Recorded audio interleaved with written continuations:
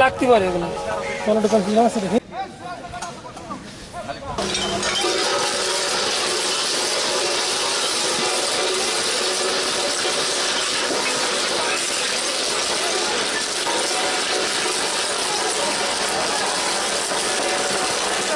আমি আমার অন্তঃস্থল থেকে এই মাদক চোরাচালান বিরোধী যে অভিযান এবং বর্তমানে অব্যাহত যে অভিযানসমূহ পরিচালিত হচ্ছে এর জন্য সেক্টর কমান্ডার, অধিনায়ক এবং এই ইউনিটের সকল সদস্যকে আন্তরিক অভিনন্দন এবং শুভেচ্ছা জ্ঞাপন করছি।